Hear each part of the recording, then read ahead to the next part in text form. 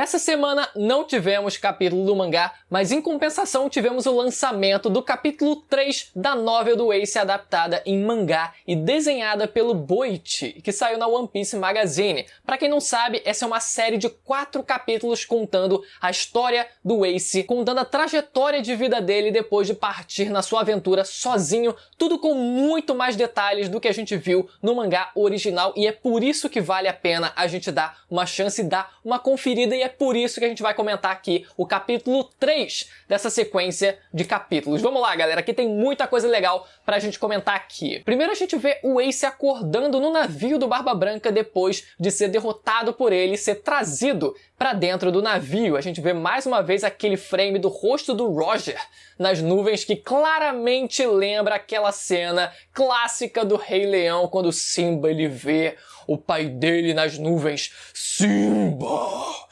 Você é meu filho e o verdadeiro herdeiro do trono. É que eu vi muito Rei Leão, então eu lembro algumas partes das falas. Mas claramente a ironia dessa página que a gente vê é que o simbolismo dela é o completo oposto. Se na cena do Rei Leão a presença do Mufasa ali era pra ser algo inspirador pro Simba, era pra ser ali um símbolo ali de pai, filho e tal, erguendo ali a responsabilidade, relembrando de quem ele é. Olha só o contraste dessa cena agora, do Ace ele vendo aquela imagem ali do seu pai sendo representado nas nuvens e aquilo sendo como se fosse uma assombração pra ele, que ele tenta fugir a cada dia que passa, que ele tenta se afastar cada vez mais, se desassociar daquela imagem do Roger, tanto que acabou mudando de sobrenome para não ser associado a ele. Então muito legal esse contraste, ao mesmo tempo um paralelo com a ceninha do Rei Leão. Mas seguindo, a gente passa a entender também um pouco mais da motivação do Ace para ele querer ser o mais forte, já que ele não tinha aceitação do mundo pelo fato dele ser quem ele é, pela sua linhagem sanguínea. Afinal, o Roger, apesar de ter conquistado muita coisa ao longo da vida e também muitos admiradores, ao mesmo tempo, ele por ter sido o maior dos piratas, ele também causa a inveja de muitas pessoas e muita gente condena a existência do Roger por conta disso, porque o cara ele foi o maior de todos, então naturalmente vão ter aqueles haters de sempre. E a forma com a qual o Ace ele canaliza esse ódio dele é através da força, é querendo se tornar o mais forte, já que ele não consegue provar ao mundo que ele pode ser alguém digno de ser aceito pelas pessoas através da sua linhagem sanguínea, através de outras formas. Ele decide fazer o quê? Conseguir o respeito das pessoas através da força, porque parece que isso é a única coisa que é respeitada naquele mundo selvagem da pirataria. Então ele conhece o Tati logo depois de acordar no navio do Barba Branca e é a primeira pessoa com a qual ele conversa, e eles dois conversam e você vê, olha só a imponência do 4º comandante de divisão do Barba Branca, né? O Boichi ele tem realmente, né, um toque a mais ali quando ele vai desenhar alguns personagens. A gente viu o capítulo 2, por exemplo, vários dos personagens muito bem desenhados que trazem uma imponência muito grande também, né, com um traço característico dele, mas principalmente nesse caso do Tati, que não é um personagem que dentro da história original teve um destaque tão grande assim, a gente vendo ele com esse traço novo, com esse traço diferenciado, dá um grau a mais no personagem, né? Muito mais do que os outros que já tiveram, já tem uma presença muito forte com o traço original do Oda, mas agora o Tati, né, que nunca foi um personagem com tanto destaque assim, vendo com esse traço, traz muito mais imponência pra gente. E nesse diálogo entre os dois, a gente fica sabendo o que aconteceu com o bando dele, né? Essa era uma dúvida que muita gente tinha, o que diabos tinha acontecido com o bando do Ace, se eles tinham sido simplesmente ignorados lá na ilha, se eles tinham sido deixados de lado, ou se eles tinham sido também aglutinados ao bando do Barba Branca. Porém, se eles tinham sido trazidos pra dentro do navio principal, ou se eles passaram a ser um bando de aliados, né? Um dos navios aliados aos piratas do Barba Branca. Não, parece que eles realmente passaram a se tornar parte diretamente do bando do Barba Branca, e a gente viu que eles estavam trabalhando dentro do navio nesse capítulo, né? Parece que eles realmente vão fazer parte agora da equipe da 2ª divisão do bando do Barba Branca, junto do comando do Ace daqui a pouco. Então o Ace ele começa a sua jornada tentando matar o Barba Branca e a gente vê aquela cena clássica dele tentando matar o Barba Branca enquanto dormia, igual a gente viu no mangá. Ironicamente, tem uma frase logo depois dizendo que o velho ele se mexe muito, né, enquanto ele tá dormindo.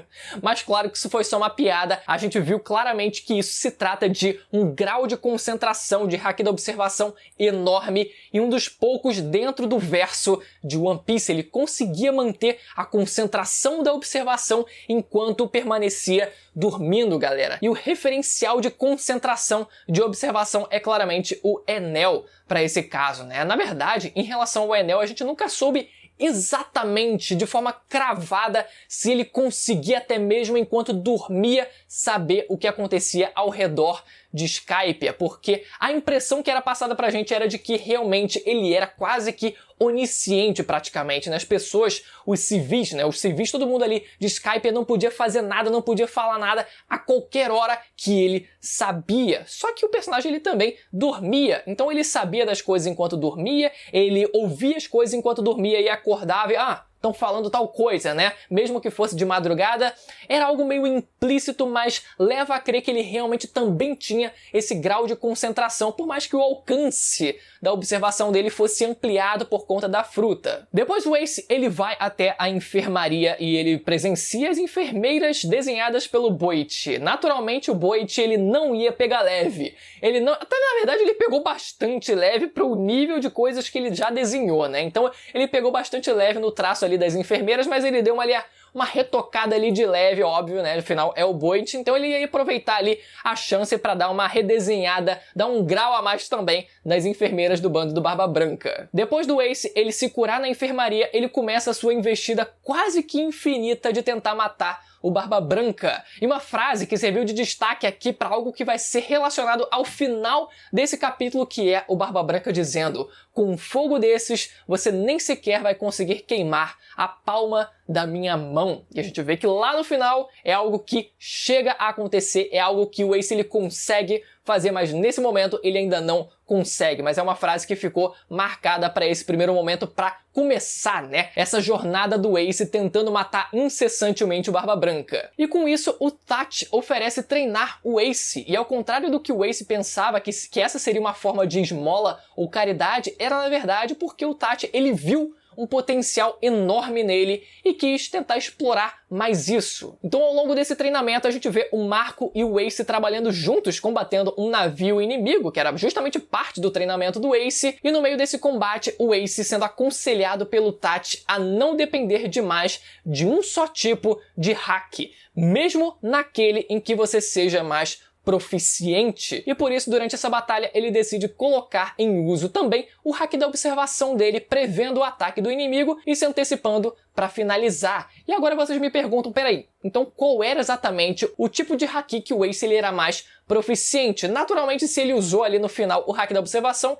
isso quer dizer que só restam mais duas opções, duas possibilidades. Primeiro, o haki do rei, que a gente já sabia que ele possuía, ele já tinha despertado na época em que ele era criança, a gente viu ele usando no primeiro capítulo dessa novel, então talvez estivesse se referindo a isso. Afinal, ele conseguindo usar o haki do rei contra oponentes fracos, eles naturalmente cairiam desmaiados no chão, só que quando viesse alguém que não caísse, meu amigo, era para ele tomar cuidado e talvez por isso ele estivesse dependendo demais de apagar simplesmente os oponentes mais fracos dele. E a segunda possibilidade seria o haki do armamento, que foi mostrado ele despertando esse tipo de haki na novel escrita do Ace, mas não foi mostrado ele despertando na novel adaptada em versão de mangá, que é essa que a gente está comentando aqui, apesar de aparentemente ele ter sido evidenciado mostrando também durante essa luta. Pelo menos é sugerido que ele tá usando o armamento ali no braço dele durante essa luta, e talvez fosse o armamento que ele fosse mais proficiente e talvez ele não pudesse depender somente dele. Depois vemos uma conversa entre Tati, Ace e Teach, onde o Tati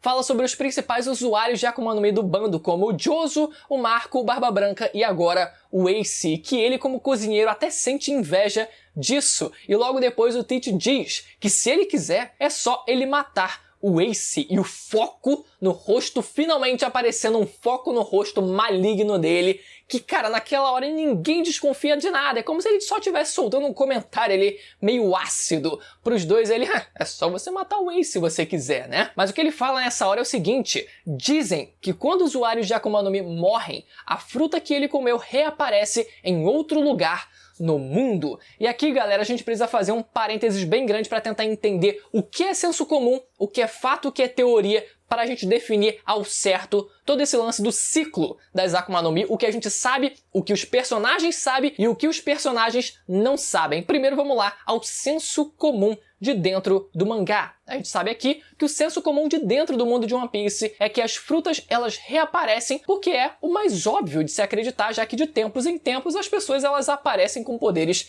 iguais. O que não parece ser senso comum é o conhecimento, por exemplo, que o Caesar Clown ele tinha, que era o ato de deixar uma fruta próxima ao usuário para que depois de sua morte o poder fosse transferido para ela. Pensa comigo, as pessoas não saem carregando frutas por aí, né? Cestas de fruta por aí para experimentar esse tipo de coisa. Elas simplesmente associam, caraca, tinha fulano de tal que tinha essa mesma habilidade, mas agora ele morreu e apareceu anos depois outra pessoa com essa mesma habilidade. Então tudo bem, as frutas elas voltam, elas reaparecem aí ao redor do mundo, sabe? Alguém ela renasceu e aí alguém transportou essa fruta para outro lugar do mundo e essa pessoa comeu em outro lugar do mundo, enfim, eles só sabem disso. Esse é o senso comum, que as frutas elas simplesmente reaparecem em algum lugar do mundo, mas o que não parece ser o senso comum é justamente isso que o Caesar Clown ele sabia e que ele executou lá em Punk Hazard, que deixou lá a cestinha de maçã para quando o Smile, que tinha sim uma Akuma no Mi original, ele acabou explodindo e o poder da fruta passou para aquela cestinha de frutas, né? Uma daquelas frutas se transformou na Akuma no Mi daquele usuário. E o que ainda não é confirmado, mas é meio que uma dedução lógica, é que não pode ser qualquer fruta deixada próxima ao usuário, mas sim uma fruta que fosse igual à original para não virar bagunça, né? Porque senão não existiria catálogo de Akuma no Mi. Por exemplo, a fruta que parecia um abacaxi, você tem que trazer um abacaxi que seria a fruta meio que a fruta original, referente àquela Akuma no Mi, e assim por diante, uma maçã, qualquer outra fruta do tipo, porque senão não existiria, como eu falei, um catálogo. Isso não seria possível de ser catalogado, porque seria qualquer fruta e viraria uma bagunça. E a gente sabe que o Teach, ele decorou por inteiro o livro das Akuma no Mi, e ele sabia os tipos e as formas de cada uma dessas frutas. E provavelmente ele foi para Marineford com a fruta que era a base para a fruta do Barba Branca. Por isso que ele precisava estar o mais próximo possível no momento da sua morte. E por isso, inclusive, também que o Birds ele foi para Dressrosa com um saco provavelmente que possuía um punhado de frutas, né? Que estava ali com as espirais na sua bolsa, mas que eram referentes ali às Akuma no Mi que ele provavelmente pretendia pegar. Ironicamente, o Teach e o Touch, eles falam que querem a fruta da invisibilidade quando o clima da conversa parecia que... eu sei qual é a fruta que você quer, né? Você quer aquela fruta. E aí tem essa quebra de gelo, né? Eles falam, fruta da invisibilidade, todo homem quer isso. Enfim, conversa segue e o Tati, ele conta para o Ace do dinheiro que o Barba Branca ele envia para sua terra natal para que eles possam pagar os tributos celestiais e assim ter a proteção do governo mundial, somado também ao poder da marinha. Olha só, galera, foi aí que as coisas começaram a mudar. A visão que o Ace ele tinha em relação ao Barba Branca começou a mudar, né? Ele mesmo se usou como exemplo. Ele não queria ser visto como um herói, ele não se importava com isso, ele não se importava se a fama dele fosse de alguém ruim, ele só queria ser reconhecido, mesmo que ele fosse tratado como alguém do mal. E a mesma coisa aqui com o Barba Branca, ele tá roubando outros criminosos para assim dar esse dinheiro para pessoas necessitadas da sua terra natal para que assim eles possam pagar os tributos celestiais, ou seja, ele também, o Barba Branca ali naquele momento, ele também não se importava de parecer o cara mal para fazer a coisa certa. Então depois de muitas tentativas e o Ace mostrar que está ficando cada vez mais forte, o Barba Branca finalmente aceita um duelo digno contra o Ace. O Ace nessa hora ele tenta distrair o Barba Branca com sua técnica de vagalumes, que ele consegue alterar a direção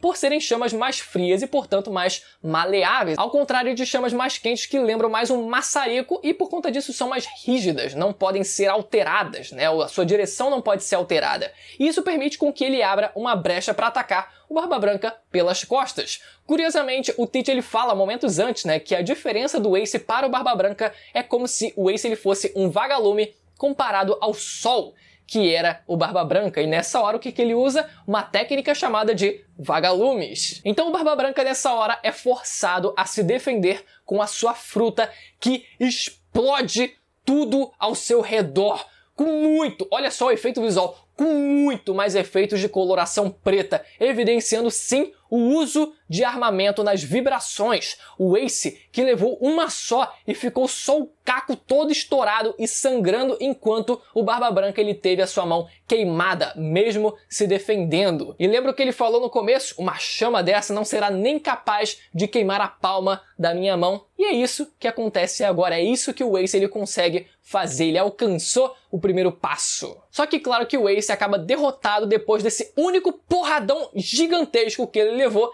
e depois de acordar da sua 99ª derrota, o Juice, que é o seu braço direito, ele fala como o semblante do Ace está diferente. Como o Ace passou a reconhecer o Barba Branca, apesar dele ainda querer negar. Então ele joga isso aí. Você tá diferente, né? Parece que você finalmente tá reconhecendo o velho. Ele fica... Quando ele para pra se tocar, que ele realmente tá começando a reconhecer o velho, ele fica... Não. Ele começa a querer recusar mais uma vez, mas ao longo do tempo, essa mudança ela vai acontecendo, né? Naturalmente, gradualmente, isso vai acontecendo, não tem pra onde fugir. Mas pro final do capítulo, vemos uma conversa secreta entre o Barba Branca e o Tachi. O Tachi ele pede pro Barba Branca parar de ficar lutando tanto assim com o Ace para preservar a sua saúde. Só que o Barba Branca ele diz que vai continuar sim aceitando os desafios dele, nem que sejam 100 ou 1000 vezes. E que se ele recusasse, o Ace iria correr para a morte em algum outro lugar qualquer, e que lá ele pelo menos está seguro. Isso naturalmente é uma referência ao que está realmente para acontecer, que é o Ace correr para a morte, só que pelo fato que está para acontecer ainda, que é o evento do Tachi com o Barba Negra. Só que o Ace, ele escuta essa conversa sem que os outros dois soubessem. E nessa hora, claramente, né,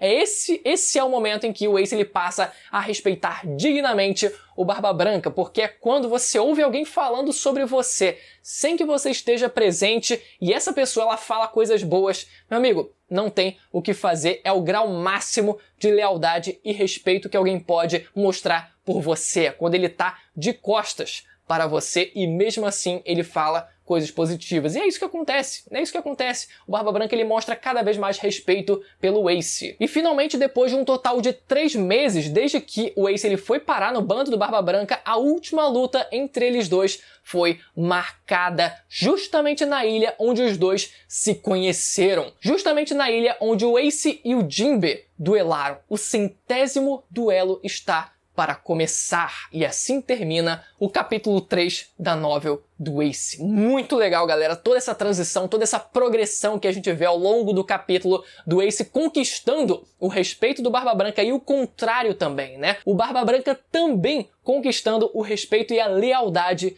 do Ace nesse período de 3 meses que a gente vê esse capítulo se passar. Muito maneira essa transição toda. Tô ansioso pro próximo capítulo, inclusive. E galera, uma pergunta que fica sempre em relação a essa novel é sobre a canonicidade dela. Se realmente é canon, se a gente pode considerar os eventos desses capítulos ou não, se a gente pode considerar os eventos da novel escrita, se a gente pode considerar os eventos dessa adaptação em mangá, e aí, o que a gente pode levar em consideração? E eu acho, galera, que isso tudo é um belo filler de luxo. Inicialmente, eu até achava que a gente poderia considerar, mas tem um detalhe que talvez deixe as coisas um pouco na dúvida. Afinal, a gente vê, por exemplo, o Ace ele usando o Haki da Observação e o armamento nesses capítulos. Apesar da gente ver ele usando nessa novel, essas informações elas foram descartadas, desconsideradas completamente do databook Vivid Card, quando a gente teve o card do Ace. O cartão do Ace não falava nada sobre ele ter o Haki da Observação e o armamento, só mostrava, só falava, só afirmava que ele tinha o Haki do Rei, como a gente sabe que ele tinha